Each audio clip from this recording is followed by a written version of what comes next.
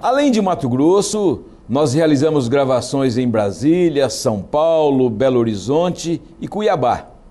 Essa e outras entrevistas você confere em nosso site claudioalvessemcensura.com.br. Marketing político é um dos temas que mais ouvimos falar durante o período eleitoral. Mas antes de perguntar sobre o marketing político, eu queria perguntar para ti, quem mais procura aprender a oratória? Antigamente nós sabíamos que era o político. Continua? O político continua em número cada vez maior. Mas corporações, grandes empresários, dirigentes, médios e altos de grandes corporações, grandes indústrias estão melhorando a sua comunicação porque as indústrias já não são tão hierarquizadas, aquele líder lá ou aquela direção não fica tão isolada hoje. Hoje ela tem uma gestão e uma direção mais participativa. Às vezes, por uma questão de comunicação, hoje, e a informatização, ele tem que, no meio de um expediente, por alguma situação, entrar no e-mail marketing, aparecer na tela de cada computador, de cada funcionário, às vezes numa rede grande no Brasil inteiro, e falar rapidamente sobre o lançamento de um produto, sobre alguma situação, sobre algum fato positivo ou negativo que esteja atendendo a marca ou a empresa que a pessoa está. Você estaria me dizendo, Marco, que os grandes empresários hoje teria que obrigatoriamente reservar uma parte dos seus lucros em benefício dos seus funcionários? Dos seus funcionários, da qualificação, da comunicação, evidentemente. Imagine cada vendedor de uma empresa. Vamos lá, né? Vamos dar um exemplo de uma empresa que esteja hoje levando 20, 30, 50, 200 dos seus vendedores para o trabalho comercial em todos os municípios do estado, por exemplo. Ora, uma imagem ruim que aquele vendedor esteja levando, leva junto a imagem negativa da empresa. Entendi. Um vendedor que esteja mal posicionado, mal vestido, falando de forma errada. Você está vendo os empresários brasileiros preocupados com essa área hoje? Muito. A imagem pública custa muito mais hoje do que, às vezes, o patrimônio. Vou dar um exemplo. Bombril. O Bombril. Entendi. A palha de aço que lava a panela, lava o fogão.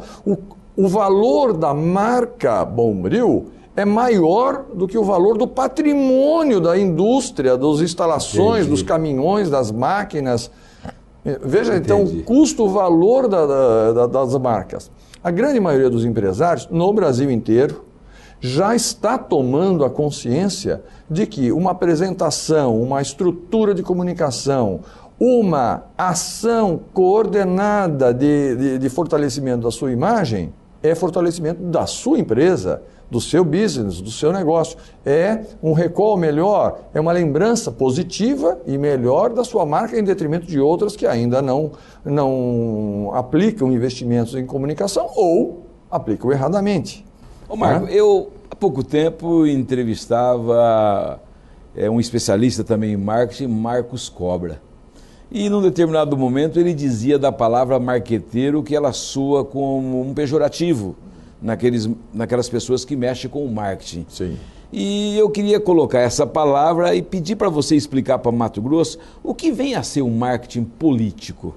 Marketing político, Cláudio, é estudar, é técnica, estudar o ambiente social de uma comunidade, no caso agora, eleições municipais, então, de uma cidade. Certo. Entender que o jogo político precisa ter técnica, precisa ter a qualificação e precisa ter a humildade do mundo político em saber avaliar o que a cidade necessita, qual é a ansiedade. Essa é a essência do marketing político. Não é fazer papel e entregar papel. Não é fazer jingle, tocar num trio elétrico e colocar na rua. Não é isso. O bom marketing político, a essência do marketing político é, antes de tudo, qual é a cidade? X, cidade X.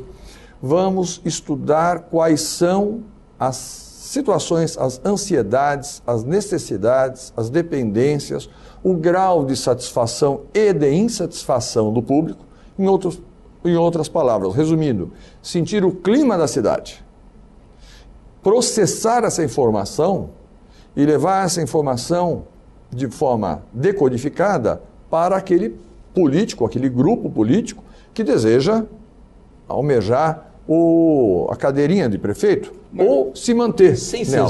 Sem censura. Claro. Marketing político é ensinar a mentir? Não, de forma nenhuma. Cláudio, no seu bairro, no bairro onde você mora, tá certo? Quantas pessoas? Vamos dizer, lá temos 5.000 pessoas no bairro onde você mora. Quais são as ansiedades da população? Quais são as necessidades da população? Entender que naquele bairro eu preciso ter um posto de saúde, ou se já tem, melhorá-lo. Eu preciso ver o transporte público, a limpeza urbana, a coleta de lixo, eventualmente o lixo reciclado. Eu preciso entender, são mais ou menos uns 200 Mas eu vou levar grandes para a prática. Vamos levar para a prática. Eu vou levar para a prática. Você faz uma avaliação de um determinado município de Mato Grosso. Sim. E esse município ele não tem capacidade de endividamento para fazer aquela obra. E o marketing aponta e diz lá para o candidato, você tem que prometer essa obra. Como é que fica essas duas colocações? Isso. O prometer está no antigo, Cláudio. Você tá correto nisso.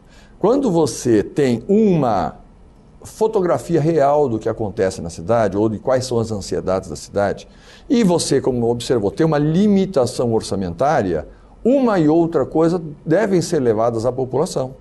Entendi. Tá certo? Se você tem hoje uma situação... Veja, nós estamos vivendo um momento hoje onde o eleitor, já muito experimentado sobre o processo eleitoral, já muito experimentado sobre campanhas políticas, sobre mensagens, sobre promessas, sobre ilusões, não é? E sobre realizações já comprometidas, ele precisa e tem a capacidade hoje de avaliar o que é ou o que não é plausível. E a oposição também. Entendi. Então somos dois candidatos. Se eu vier com um discurso altamente fantasioso e você vier com um programa realista, o eleitor sabe das coisas. Você tem a obrigação de me descaracterizar. Entendi. De me colocar junto à opinião pública como uma pessoa que promete, mas não vai cumprir porque não tem orçamento. Quais seriam as características de um bom marqueteiro na questão política? Primeiro tem que ter experiência, né? Porque hoje a gente tem muita gente coordenando campanhas políticas ou se aventurando aí, né, se apresentando como tal, mas sem uma experiência política. No jogo político hoje, que está altamente profissionalizado, você tem uma cidade de 5.000 habitantes, 10.000 habitantes, que às vezes você tem lá uma qualidade da campanha política, às vezes superior a uma campanha aplicada na capital. Tá certo? Entendi. Por quê? As pessoas vão tendo conhecimento e vão avançando no seu processo, na sua técnica de uma boa campanha política. Então, antes de tudo, é importante a experiência, porque a experiência nos indica algumas coisas. Por exemplo, tudo que a legislação permite e não permite no processo. Claro. E hoje a legislação eleitoral é extremamente restritiva. Então, essa experiência e essa atualização do processo, contabilidade eleitoral, legislação eleitoral, a legislação dos partidos políticos. É um conjunto. É um conjunto muito grande e que já difere o profissional do amador. Certo. Após os comerciais, você irá conhecer mais sobre a obra do nosso convidado, que fala sobre o uso da internet pela classe política. Voltamos já. Fique sabendo sem censura. Um oferecimento. Sonoticias.com. As principais notícias de Mato Grosso. O primeiro manual sobre a oratória surgiu na cidade de Sicília, no século V a.C. A obra foi criada para orientar os advogados que se propunham a defender causas de pessoas que desejavam reaver seus bens e suas propriedades tomados pelos tiranos.